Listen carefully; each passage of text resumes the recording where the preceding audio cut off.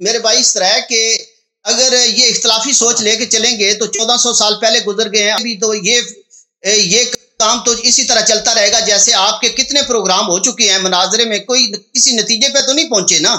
میں چاہتا ہوں کہ یہ تو سوال ہمیں اللہ میاں نہیں کریں گے کہ آپ نے یہ ثابت کیا یا نہیں کیا، حضرت ابو بکر صدیق کا اسلام ثابت کیا ہے، حضرت عمر رضی اللہ تعالیٰ عنہ کا اسلام ثابت کیا ہے، ایسے سوال ہم سے ہوں گے قیامت والے دن۔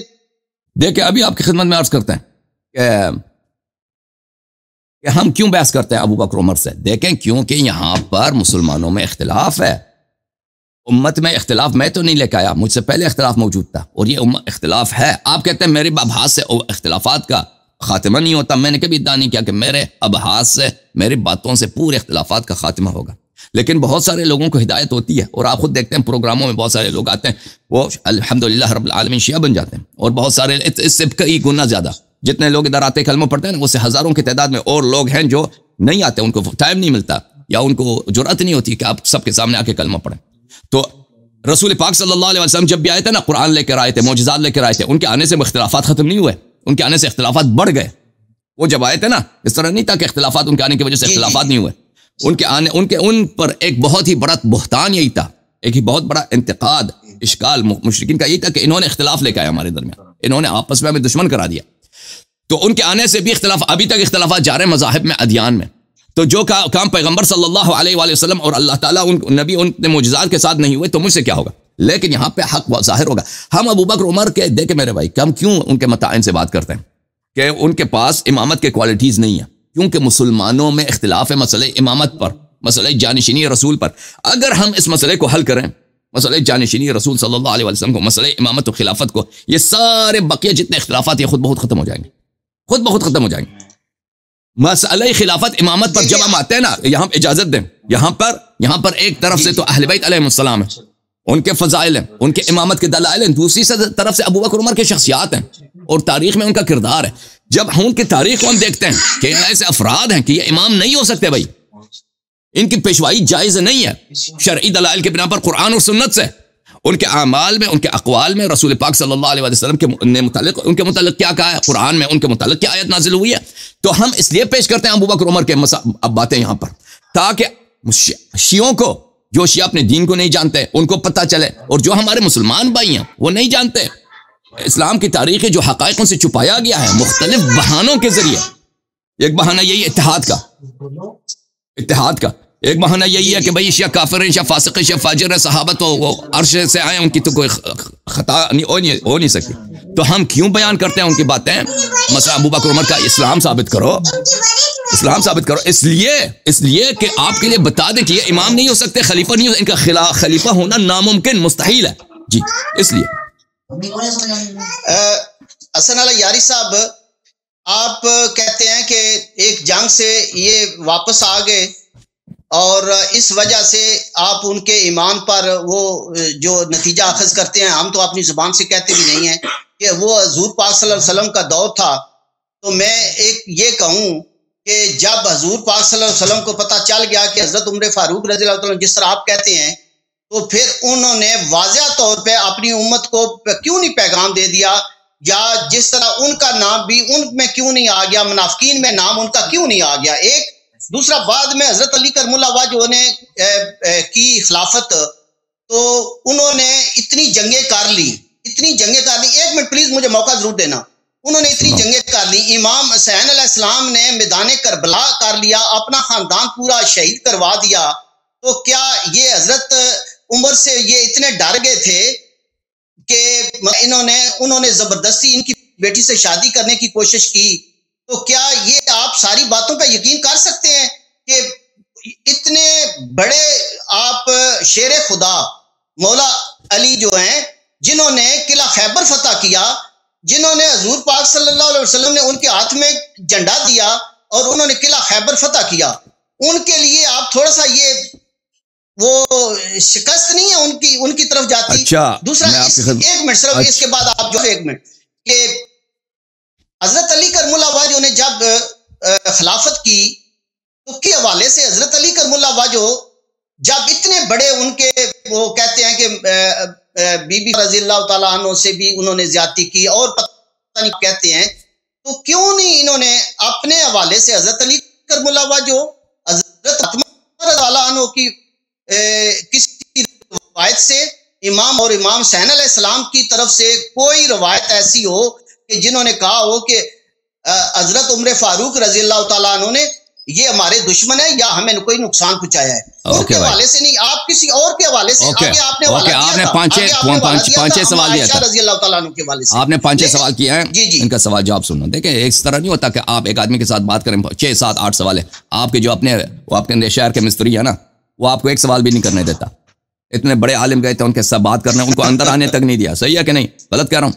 مفتی قریشی صاحب بالکل یہ کوئی طریقہ کار ہوتا ہے کہ ان کو بھائی ایک آپ کو پتہ ہے کہ یہ آ رہے ہیں اور اس پہ پولیس کو بلا دیا، یہ کوئی طریقہ کار ہے زندگی؟ آپ بات نہ کریں، مثلا مناظرہ نہ کریں، لیکن یہ کوئی طریقہ کار تو نہیں ہے کہ آپ ان پولیس کے افسر کو وہاں پہ بلاتے ہیں کہ ان کو یہاں سے بھگا دو۔ بہرحال وہ تو آپ کو ایک سوال بھی نہیں کرنے دیتے۔ آپ کے علماء میں سے کوئی ہے یہاں پر؟ آپ مجھے بتائیں پورے انٹرنیٹ پہ، شیعہ میں، عرب میں، غیر پاکستان اردو زبان طبقے میں، انگلش زبان میں، کہ یہاں پہ پروگرام رکھ دے، کہہ دے شیعہ آج سے جو مرضی مجھ سے سوال کریں، کوئی ہے بھائی؟ کوئی نہیں ہے نا۔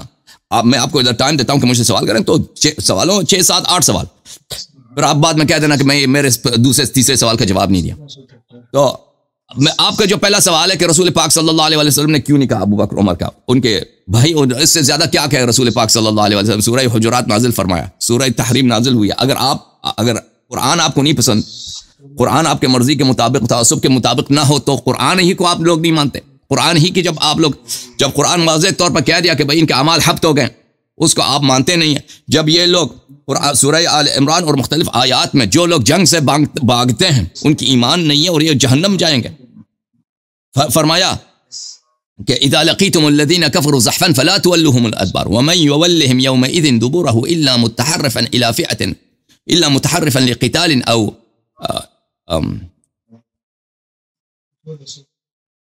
الا متحرفا الى قتال او الى فئه بلی اب میں آیت جو ہے ایک دفعہ آیت کے ایک لفظ میں سے بھول گیا، کوئی بات نہیں ہے، انسان کے حافظے میں آگے پیچھے ہو جاتا ہے۔ میں اس کو میں آگے نہیں بڑھنا چاہتا کہ بعد میں پھر بعد میں لوگ جو ہے اس کا کلپ بنا دیں گے کہ اللہ یاری پڑھنا نہیں آتا۔ بھائی وہ حافظہ اور ہوتا ہے، دیکھ کے پڑھنا ہوتا ہے۔ ہاں، او متحیزا الی فئة الا متحرفا لقتال او متحیزا الی فئة فقد باء بغضب من اللہ ومأواه جہنم وبئس المصیر۔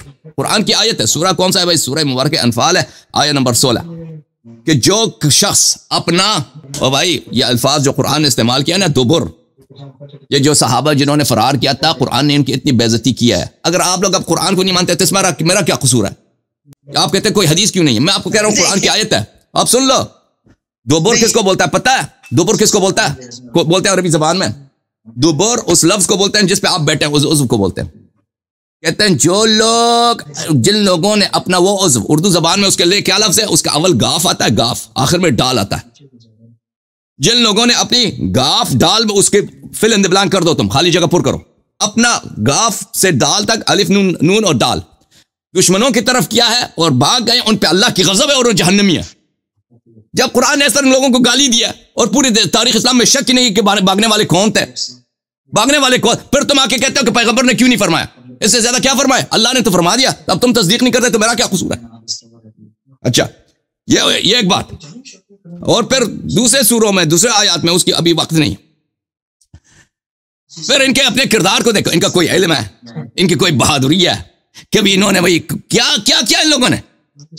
تم مجھے دکھاؤ کہ یہ ان کی کوئی خطبہ و تفسیر قرآن میں، یہ تمہارا میں ابھی دکھا دیتا ہوں کہ نہیں ابھی ایک منٹ میں تمہیں دکھا دیتا ہوں کہ ان لوگوں نے کیا کیا بھائی، کہ اس کو تیمم بھی نہیں آتا تھا، اس کو تیمم بھی نہیں آتا تھا۔ کہاں کھا گیا تیمم والا؟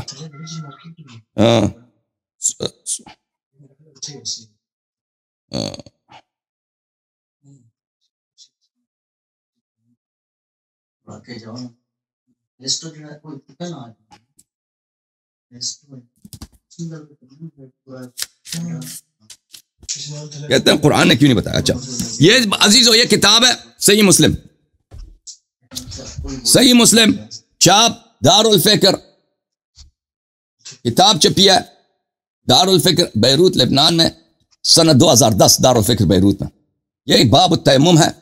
اچھا اس میں حدیث نمبر ہے 368. اچھا حدیث آپ بعد میں پڑھ لینا اس حدیث کو کہ اس کے بعد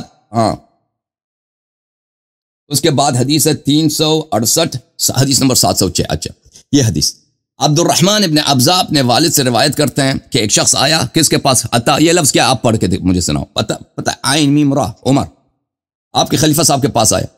فقال انی اجنبت ماء فلم اجد ماء. میں جنوب ہو گیا ہوں, مجھے پانی نہیں ملا. فقال لا تصلی نماز نہ پڑھ. یہ فتویٰ قرآن کے خلاف ہے.